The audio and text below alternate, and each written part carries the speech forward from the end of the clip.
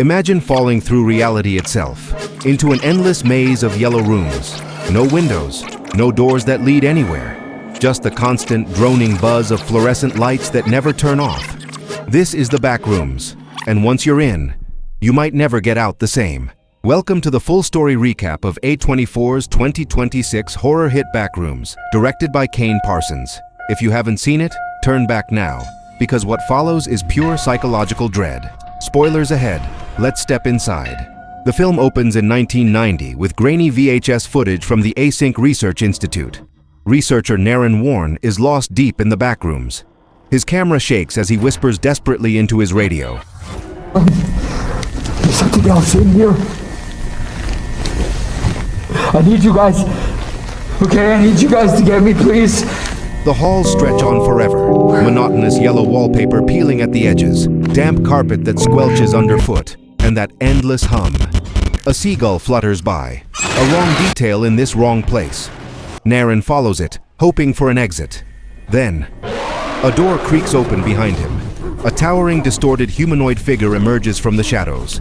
Naren runs, screaming, as the creature closes in. The tape cuts to black with his final cries. Async scientists watch in horror.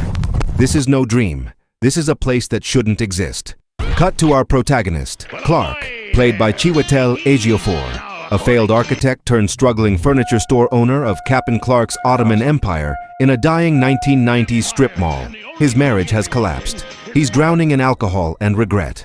His only anchor is therapy sessions with Dr. Mary Klein, Renate Rainsby, who's battling her own demons, a paranoid, agoraphobic mother, and the childhood home that was literally demolished around her. Clark now lives in the back of his empty store. The lights flicker constantly. The electricity bill is impossibly high.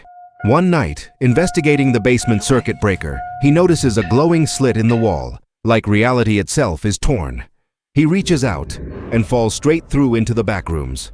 The silence hits first, then that low, maddening buzz of the lights. Endless yellow rooms connected by identical hallways.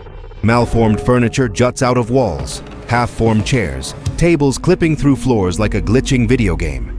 Clark wanders, disoriented. He finds abandoned async gear and signs that others have been here and didn't make it. The space feels alive. Wrong. Like it's remembering things it shouldn't. Clark starts to break down. This place isn't just empty. It's feeding on his memories, twisting them into something grotesque. He encounters his missing employees, Kat and Bobby, but something is very off. A chase ensues.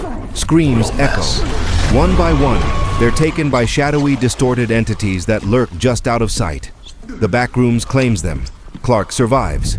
But he's changed. Obsessed. He doesn't want to leave. Worried about her missing patient, Mary investigates the store. She finds the same glowing slit and tumbles in after him. The labyrinth tests her immediately. Hallways stretch impossibly. Rooms loop back on themselves. She hears distant voices, echoes of her own past. Her childhood home, warped and decaying. The fluorescent lights flicker like they're watching. She finally locates Clark in a twisted domestic space, but he's not the man she knew. He's unhinged, living among the still lifes. Grotesque, furniture-stuffed human imitations created by the backrooms from distorted memories. 5E. He knocks her out and ties her to a chair in a triangular dining room. Three silent, deformed entities sit at the table with them. Clark reveals Kat's severed head in the fridge. He's fully embraced this place. They're like furniture, he says coldly. The best part? You can eat them. The backrooms, he explains, is a cache of forgotten realities. Every place, every memory, misremembered and rotting. It pulls in the broken and remakes them into something monstrous. Clark's failures, his rage, his denial, they've manifested here. He demands Mary fix him through twisted therapy sessions. Mary fights back psychologically, forcing Clark to confront his refusal to take responsibility for his ruined life. For a moment, it seems to work. He frees her, but the backrooms doesn't let go that easily. A massive, nightmarish entity bursts in, a giant, deformed version of Clark himself, dressed in the ridiculous pirate mascot costume from his store's old commercials. It's his darkest self, fully manifested. "This is our therapist," Clark says with mad glee. "She says we don't have to change." The creature grabs Clark like a doll and brutally kills him as he screams. Mary breaks free and runs in a heart-pounding chase through surreal, collapsing spaces. Towers of rooms with no walls, Bottomless drops, nightmarish reflections of her own trauma. The hum grows deafening. The yellow closes in. Mary barely escapes back to reality, rescued by async. But she's forever marked. In the final shots, we see warped rooms forming from her memories, including a distorted, still-life version of herself, sitting blankly in a copied interrogation room. The Backrooms never truly releases you.